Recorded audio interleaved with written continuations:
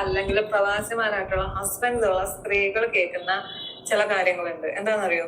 Husband ഗൾഫിലാണോ, ഭാര്യ നാട്ടിലെ ഏതെന്റെ കൂടെ ഒളിച്ചൊളിക്കോ, അല്ലെങ്കിൽ ഭാര്യ ഗൾഫിലാണോ, അവൾ അവിടെ എന്തെങ്കിലുമൊക്കെ ഉണ്ടാക്കിയിട്ടുണ്ടോ? എപ്പോഴൊക്കെ നിങ്ങൾ ഇങ്ങോട്ട് വരുന്നത്? എനിക്ക് ഇക്കാനെ കാണാൻ കൊതിയാവണം. ഇക്കങ്ങോട്ട് വന്നിട്ട് വേണം എനിക്ക് ഇക്കാനെ. നമുക്ക് എപ്പോഴും ഈ ചിന്ത മാത്രമേ ഉള്ളൂ. മനുഷ്യനോട് ആകെ ലോണും കാർഡും ഒക്കെ കൂടി ആയിട്ട്. ഹലോ, ആരത്? നിങ്ങൾ ആർക്കെ വിളിച്ച്? ഞാൻ ചോദിച്ചതിന് മറുപടി കിട്ടിയില്ല. നിങ്ങൾ ആരാ? ആദ്യം താൻ ആരാ പറ. എനിക്ക് നിന്റെ ശബ്ദം കേട്ടിട്ട് മനസ്സിലായില്ലടാ, സോറി. നമുക്ക് സുഖല്ലേ? അല്ല, നമുക്ക് എന്റെ നമ്പർ എങ്ങനെ കിട്ടി? നിങ്ങളോട് എന്തെങ്കിലും പ്രശ്നം ഉണ്ടായതിന്റെ പേരിലല്ല ഇറങ്ങിപ്പോയത് എന്ന് നിങ്ങൾ പറയുമ്പോ പറ്റില്ലോ. ഓക്കെ, അപ്പം ഷഹലയുടെ ഒളിച്ചോട്ടമാണ് ഇന്നലെ സോഷ്യൽ മീഡിയ മൊത്തം ചർച്ചാ വിഷയമായത്. ആദ്യം മിസ്സിംഗ് ആണെന്ന് പറഞ്ഞാണ് വന്നത്. പിന്നെ അതുപോലെ തന്നെ ഒരു കാര്യം കൂടെ പറയാനുണ്ട്. നമ്മുടെ രഞ്ജീഷിനെ അറിയാമല്ലോ, ബസ് കണ്ടക്ടറായിട്ടുള്ള രഞ്ജീഷിന്റെ മരണം ഈ അടുത്ത സമയത്ത് നമ്മൾ സംസാരിച്ചതാണ് സോഷ്യൽ മീഡിയ കൂടെ.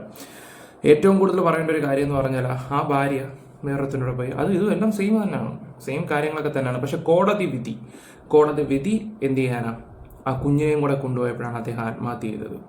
ഓക്കെ, നമുക്ക് എന്തെങ്കിലും കാര്യത്തിലോട്ട് കടക്കാം. ഇവളും അവളും ഒരു തട്ടിൽ നിൽക്കുന്ന ആൾക്കാരാണ്.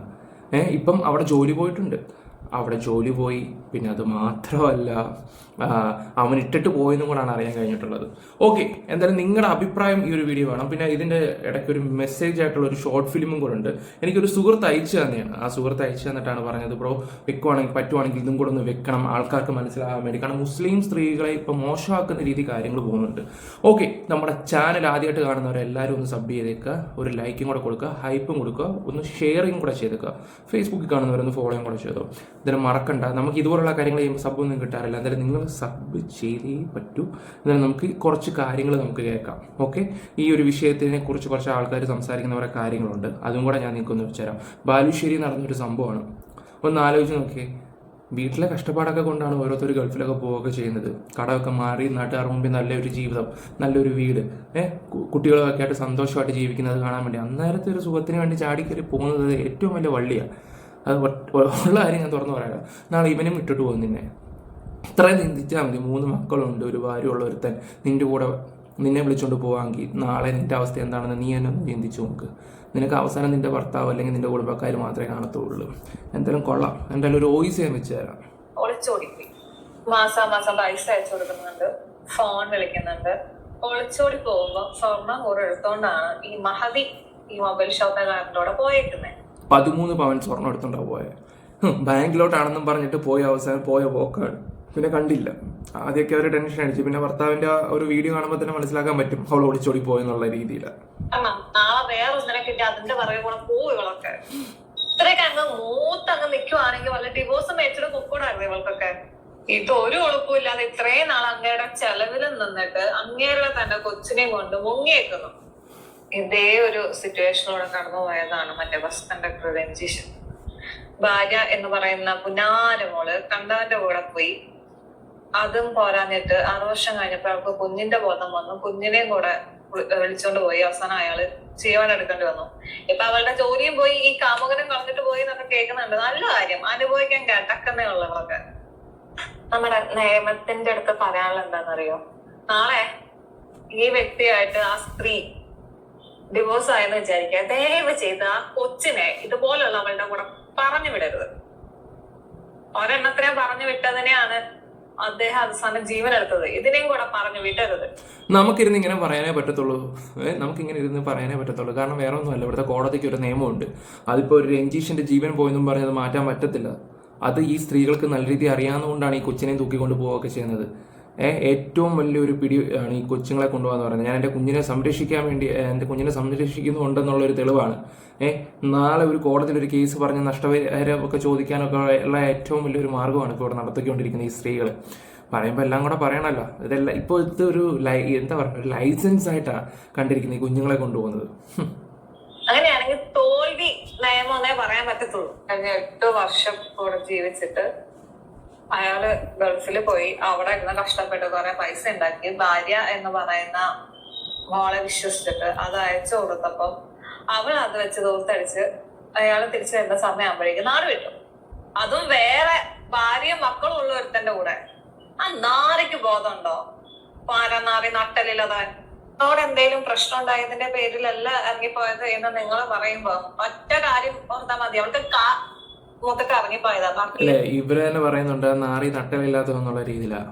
ഒരു കാര്യം മനസ്സിലാക്കണം, കുറേയൊക്കെ കഴിയുമ്പോൾ എല്ലാം ഇതുപോലുള്ള പരിപാടികൾ കാണിക്കുന്നുണ്ട്. ഇതുപോലുള്ള കുറേ ആണുങ്ങൾ നമ്മൾ ഒഴിഞ്ഞു പോ ഇന്ന് താന്ന് പറയുമ്പോഴത്തേക്കോ ഇവന്മാർ വലിഞ്ഞു കയറി, പ്രത്യേകിച്ച് പല കേസുകെട്ടിലുമുണ്ട് ഈ പറയുന്ന നമുക്ക് നമ്മുടെ പല സുഹൃത്തുക്കളുടെ നിന്ന് അനുഭവമുള്ളവരെ കേസായിട്ടുണ്ട്. എങ്ങനെയെങ്കിലും ഉള്ള കള്ളങ്ങളൊക്കെ കള്ളങ്ങളൊക്കെ നമ്മളോട് പറയുകയൊക്കെ ചെയ്യും. അവന്മാരെ അങ്ങ് വാനോടം പൊരുത്തുകയും ചെയ്യും. ഈ പെണ്ണുങ്ങളെടുത്ത് ഇവന്മാർ കള്ളവും പറഞ്ഞ് അവസാനം കൊടുക്കും, എവിടെയെങ്കിലും കൊണ്ടുപോയി കാര്യം സഹിച്ചിട്ട് നൈസായിട്ട് അങ്ങ് ഒഴിവാക്കാൻ ശ്രമിക്കുക. അങ്ങനെ കുറേ ആൾക്കാരുണ്ട്.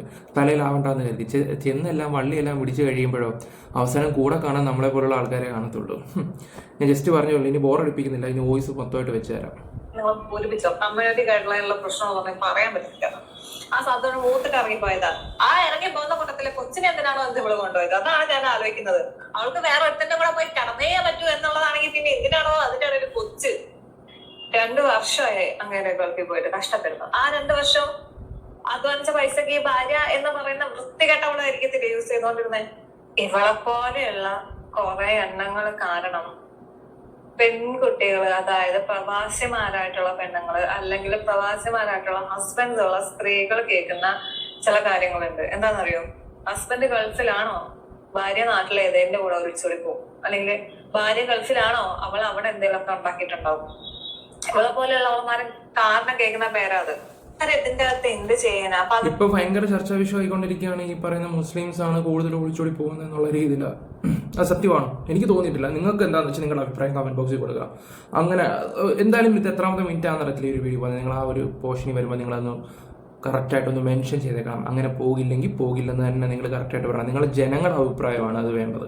8 വയസ്സിന് ശേഷമുള്ള ഒരു സ്ത്രീ ഭർത്താവിനെ ഉപേക്ഷിച്ചിട്ട് കാമുകന്റെ കൂടെ പോയെന്ന് പറഞ്ഞു കഴിഞ്ഞാൽ തന്നെ അവിടെ ഭർത്താവിന് അവിടെ പോലീസിന് അവിടെ ഒന്നും ചെയ്യാനില്ല. കാരണം ആ സ്ത്രീക്ക് 18 വയസ്സായല്ലോ. അല്ലെങ്കിൽ അത് പൂർത്തിയായിട്ടുള്ള ഒരാള് ഇങ്ങനെ ഒരു സ്വന്തം ഇഷ്ടത്തിന് ഇറങ്ങി പോയതിനെതിരെ കേസ് എടുക്കാനുള്ള വകുപ്പോ അല്ലെങ്കിൽ എന്തെങ്കിലുമൊക്കെ ചെയ്യാനോ അവർക്ക് പറ്റുന്നുള്ള കാര്യം എനിക്ക് തോന്നുന്നില്ല. ഓക്കെ, പിന്നെ ഈ ഒരു പുള്ളിയുടെ ഒരു വീഡിയോ ഇപ്പൊ ഞാൻ വെച്ചിരിക്കുന്നത് അത് നല്ല രീതിയിൽ വൈറലായിക്കൊണ്ടിരിക്കുകയാണ്. ഞാൻ അതൊന്ന് ജസ്റ്റ് തരാം. എന്നിട്ട് മറക്കരുത്, സ്കിപ്പ് ചെയ്യേണ്ട ഒരു ഷോർട്ട് ഫിലിം ഉണ്ട്, അതും കൂടെ ഒന്ന് കാണണേ.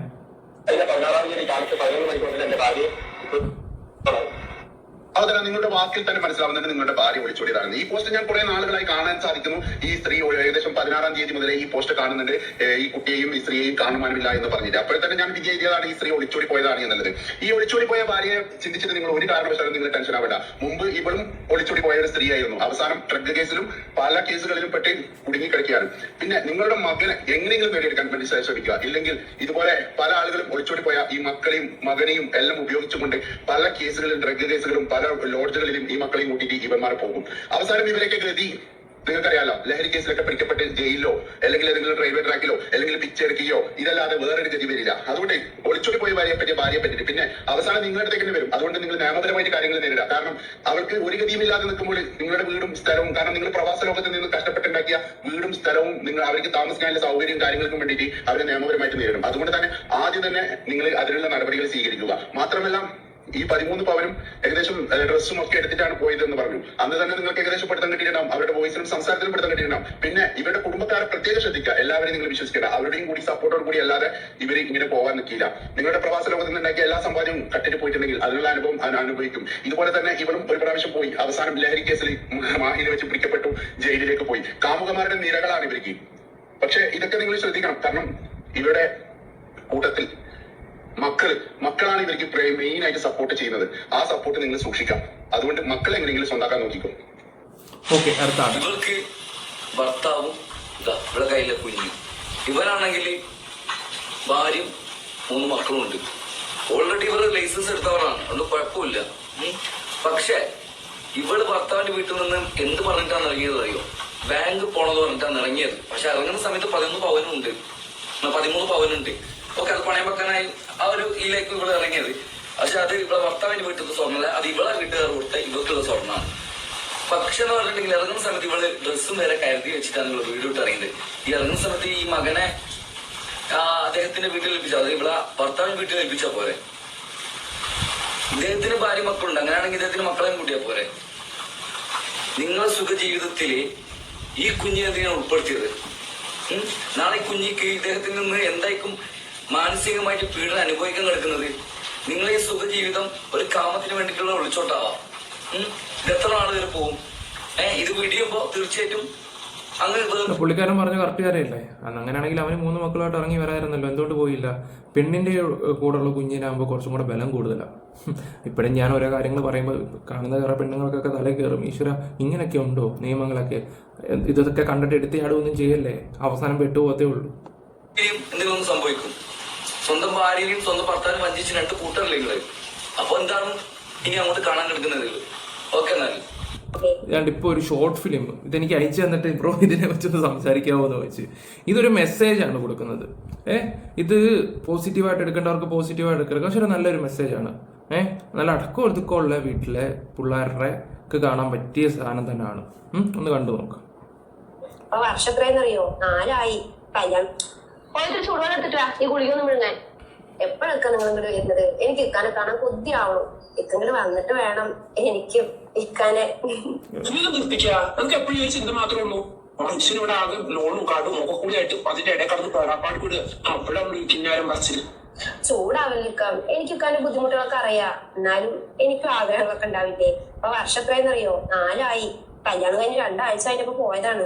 ഇക്കാരൊന്ന് നേരം കണ്ട് കൊതുപോലെ തീർന്നിട്ടുണ്ടായിരുന്നില്ല എനിക്ക്. തൽക്കാലം നിന്റെ കൊതിയും പുതിയ കടന്ന് നിൽക്കട്ടെ. ആദ്യം കടങ്ങൾ തീരട്ടെ. അടുത്ത ആഴ്ച 2 EMI ഇല്ലേ? അതിന്റെ പൈസ ഞാൻ നിന്റെ അക്കൗണ്ടിൽ കിട്ടുന്നുണ്ട്. നീ പോയി അടച്ചോ. ശരി, കട്ടാക്കല്ലേ? എന്താടി എന്നാ എനിക്കൊരു ഉമ്മതാ. നിനക്ക് എന്താ ജസ്റ്റ് അതായിരിക്കും വല്ല ഓടുണ്ടോ? നമ്മളെന്ത് പ്രേമിക്കുക? ഫോൺ കൂടി ഉപയോഗിച്ച് കളിക്കാൻ. നീ ഒന്ന് കട്ടാക്കി പോക്കാം. തുടങ്ങി പെണ്ണിന്റെ കിക്കേ അവൻക്ക് തൊഴിലും കൊടുക്കണി. നിന്റെ സ്നേഹപ്രകടനം കൊണ്ടുള്ള വീട്ടിൽ സഹിക്കാൻ പറ്റാത്തോണ്ടാ അവൻ നിങ്ങളെ ഫോൺ കട്ടാക്കി പോണത്. 24 മണിക്കൂർ അത് കിക്കാൻ നിങ്ങൾ എപ്പോഴാണ് കിക്കാൻ നിങ്ങൾ എല്ലാ വീട്ടിലും കാണുമല്ലേ ഇതുപോലുള്ള കുറെ അമ്മമാര്. ഇങ്ങനെ കുറെ എണ്ണം ഉണ്ടെങ്കിൽ തന്നെ അത് മുടിഞ്ഞു പോകും. അത് വേറെ കാര്യങ്ങളൊക്കെ തന്നെ. കാരണം ഒന്നാമത് തന്നെ ഇവരുടെ ഇടയിലെ കൊച്ചു പ്രശ്നങ്ങളുണ്ടെങ്കിൽ അമ്മമാരെ കയറി ഇടപെട്ട് കഴിഞ്ഞാൽ അതിനേക്കാളും വലിയ തല്ലാവും. പിന്നെ അത് ശരിയാണ്. കൂടുതൽ ഞാനിപ്പോ ഒന്നും പറയുന്നില്ല. ഈ ഒരു ജലം തന്നെ ഉള്ളു അവൾക്ക്. ഇന്നലെ കല്യാണം കഴിഞ്ഞാൽ പുതുമോടികളാണല്ലോ കൂടുകാൻ നോക്കിട്ട്. കഷ്ടം.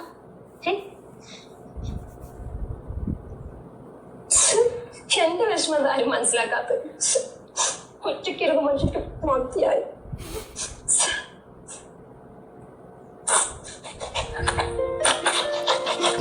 ഓടിക്കാം.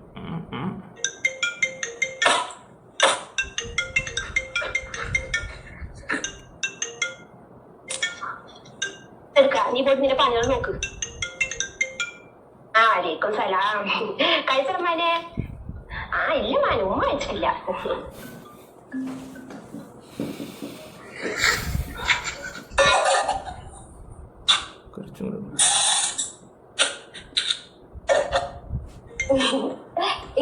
വീഡിയോ കോൾ ചെയ്യ്. എനിക്ക് ഫോൺ കൂടി കാണാലോ. വീഡിയോ കോള് നമുക്ക് കണ്ടാലും സംസാരിക്കാൻ പറ്റൂ. പിന്നെ ഇന്നൊരു കൂട്ടുകാരൻ ഇവിടെ വരുന്നുണ്ട്. അപ്പൊ ഞാൻ അവനിലേക്ക് കുറച്ച് സാധനങ്ങൾ കൊടുത്തിട്ടുണ്ട്. എന്ത് സാധനങ്ങളൊക്കെ? പിന്നെ എനിക്ക് കുറച്ച് മേക്കപ്പ് സാധനങ്ങൾ കൊടുത്തുവിടോ? എന്നാ പിന്നെ ഒരു കാര്യം ചെയ്യാം. ഞാനിവിടെ പണിയുടെ പൈസക്ക് മൊത്തേ നമുക്ക് മേക്കപ്പ് സാധനങ്ങൾ വാങ്ങാം. ഒന്ന് പോടി. ഇത് നിൽക്കുന്ന സാധനങ്ങളൊന്നുമല്ല. അവരെ അവിടെ കൊണ്ടുവന്ന് തരുമ്പോഴേ നീ അത് മേടിച്ച് വെച്ചാൽ മതി. അത് കൊണ്ടുപോയുള്ള ആളവിടേക്ക് വന്നോളും. പിന്നെ എന്റെ കൂട്ടുകാരി സുഹൈല അവള് വിളിച്ചിട്ടുണ്ടായിരുന്നേ. അപ്പൊ അവളുടെ ശരി കുറച്ച് തിരക്കുണ്ട്.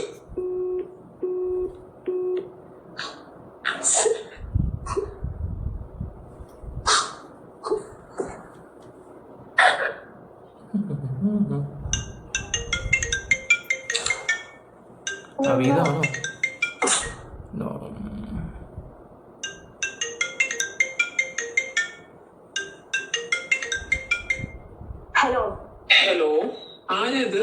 നിങ്ങൾ ആർക്കാ വിളിച്ചത്? ഞാൻ ചോദിച്ചതിന് മറുപടി കിട്ടിയില്ല. നിങ്ങൾ ആരാ? ആദ്യം താൻ ആരാ പറ. Wrong number. പിന്നെയും പോകുള്ളൂ. നിങ്ങൾ ആരാ? നിങ്ങൾക്ക് എന്താ വേണ്ടേ? ഇത് റോങ് നമ്പർ ഞാൻ പറഞ്ഞല്ലേ. ചൂടാവില്ലേ? ഇത് ജസ്നിയല്ലേ? അതെ, നിങ്ങളാരാ?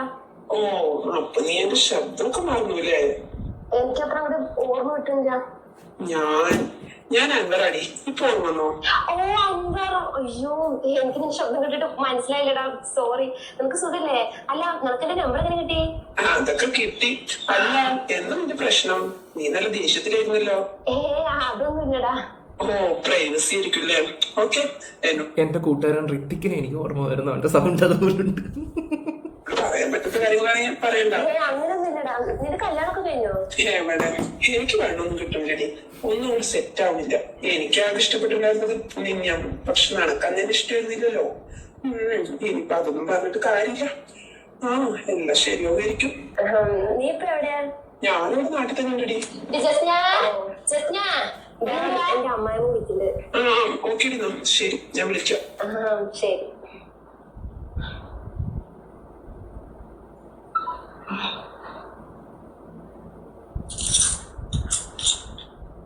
ഇത് കുറച്ച് ചൂടുവെള്ളം എടുക്കാൻ പറയുന്ന ഒരു സീനാണ്. ഞാനത് ഓടിച്ചിട്ട് കണ്ടതാ. സത്യം പറഞ്ഞാൽ ഇങ്ങനെയുള്ള സാധനങ്ങളൊന്നും ഞാൻ വെക്കുന്നതല്ല, പക്ഷെ ഒന്ന് വെച്ച് തന്നേ ഉള്ളൂ. ഓരോരുത്തരുടെ അവസ്ഥയാണ് കേട്ടാ.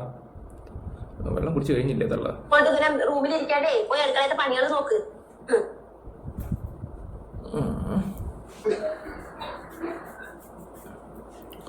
പെണ്ണിനെ അങ്ങോട്ട് ദേഷ്യം വരുന്നുണ്ടല്ലോ, നമുക്ക് കുറച്ചും കൂടെ മാറ്റാം. ലവൻ പിന്നെയും വിളിക്കും.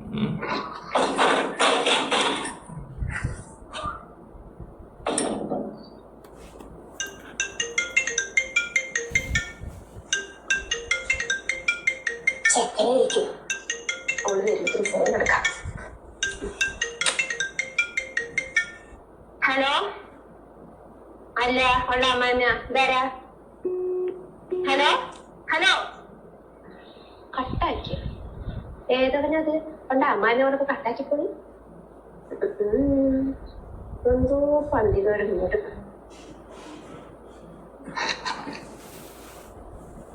എന്തുമ്മ, ആരും വിളിച്ച? വിളിച്ചു. ഏതവനടി അവൻ? ജസ്റ്റിനല്ല, അവളുടെ അമ്മായിമ്മ പറഞ്ഞ ഒരൊറ്റ കട്ടാക്കി പോയി. ആരാടി അത്? ആവോ, എനിക്കറിയില്ല. നിനക്കറിയാണ്ട് നിന്റെ നമ്പർ എങ്ങനെയാടി അവർക്ക് കിട്ടുന്നത്? എനിക്കറിയില്ല പറഞ്ഞില്ലേ. നിങ്ങൾ ആ ഫോൺ തരി.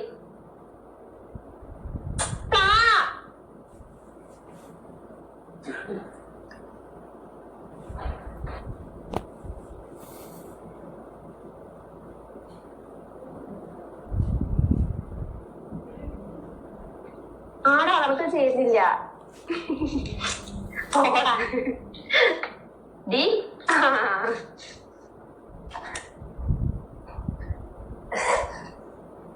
ഈ പണി എന്തെങ്കിലും കഴിയോ? മണിക്കൂറായാലും നീ ഇവിടെ തന്നെ അങ്ങനെ അടിച്ചുകൊണ്ട് നിൽക്കണോ? നിന്റെ ഇപ്പൊ നിന്റെ പെറുമ്പോഴേ ഈ ഫോണും ഉണ്ടായിരുന്നു കൂടെ. എപ്പൊ നോക്കിയാലും ഈ കുന്ത്രാണ്ടും പിടിച്ചുകൊണ്ട് തന്നെ നിലത്ത് വെക്കേണ്ടത്. അത് ഒരുപാട് കൂടിയിട്ടുണ്ട്. ഉമ്മാക്കിപ്പോ എന്താ വേണ്ടത്? നീ ആരോടാണ് ഇങ്ങനെ ഫോണിൽ കൊടുക്കണത്? 2-3 ദിവസമായി ഞാൻ ശ്രദ്ധിക്കണു. എന്റെ മകനല്ല, അവന് ഈ വിഷമത്തരത്തിൽ നിന്നിട്ടില്ല. അവനക്കവിടെ വേറെ പണിയുണ്ട്. ഇതേതോ പണി തരൂല, തലവലാതിയാ. ഏതവനടി അവൻ? കുറച്ച് നേരത്തെ എന്റെ ഫോണിൽ വിളിച്ചില്ലേ? ഞാൻ നിന്റെ അമ്മായിമ്മ പറഞ്ഞപ്പോ ഫോൺ കട്ടാക്കി പോയവൻ അവനാണ്. അവൻ എന്താണ് ഇടയ്ക്ക് നിന്റെ ഫോണിൽ വിളിക്കുന്നത്? എന്താണ് നീ അവൻ തമ്മിലുള്ള ബന്ധം? പെണ്ണെ, തലമാസം നടന്നേക്കണ്ട. എന്റെ മാൻ അവിടെ ഭംഗി നാട്ടിൽ കടന്ന് കുടുംബത്തിന് വേണ്ടി കഷ്ടപ്പെടുക. അപ്പൊ ഇവിടെ പോയിട്ട് ഫോണിൽ ഇങ്ങനെ കണ്ടവന്മാർത്തൊക്കെ സംസാരിച്ചുകൊണ്ട് നടക്കുക. അറിഞ്ഞോ, ചുരുക്കുത്തി ചെറിക്കും. ഒന്ന് നിർത്തുമ്മ.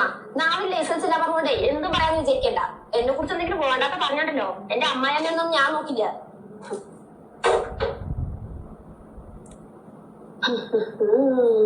ഏതോ ഒരുത്ത് ഇവിടെ കസ്റ്റഡിയിലായിട്ടുണ്ട്, അതുറപ്പാ. അല്ലാണ്ട് ഇവിടെ നാവിന് ഇത്ര നീളം വരില്ല.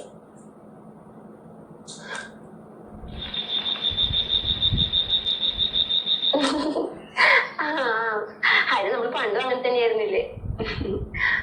അതൊക്കെ ഒരു കാര്യം. അപ്പൊ സംഭവം സത്യാണ്. ഈ പണ്ടാരക്കല്ലിന്റെ മന ചതിക്കണം. എത്ര കാലമാണ് ഓഫീസ് തുടങ്ങിയിട്ട്. ഞാൻ അല്ലെങ്കിൽ വേണ്ട, എന്റെ മാവൻ വിളിക്കട്ടെ, അവന്റെ തന്നെ പറയാം. അവൻ കൊടുത്തോളും വേണ്ടത്.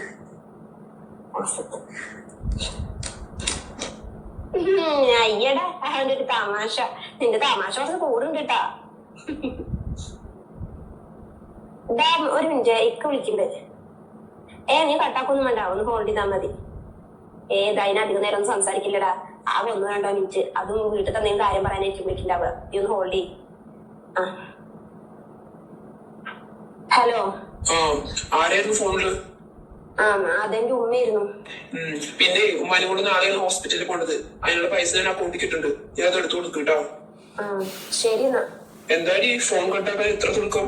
നിങ്ങൾ എപ്പോഴും എന്തെങ്കിലും കാര്യം പറയാൻ വിളിക്കുക. അത് പറഞ്ഞു കഴിഞ്ഞാൽ അപ്പൊ തന്നെ ഫോൺ കട്ടാക്കും ചെയ്യും. പിന്നെ ഇപ്പൊ എന്താ? ശരി ശരി. പറ.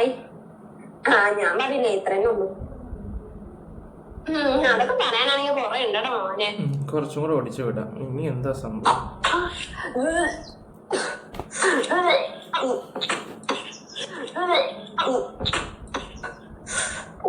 ഭയങ്കര ക്ഷീണം. പുള്ളിക്കാർ വോമിറ്റ്. ഇതൊക്കെ വെക്കുന്ന എന്റെ അവസ്ഥയൊന്നും ആലോചിച്ച് നോക്കിയാ എനിക്ക്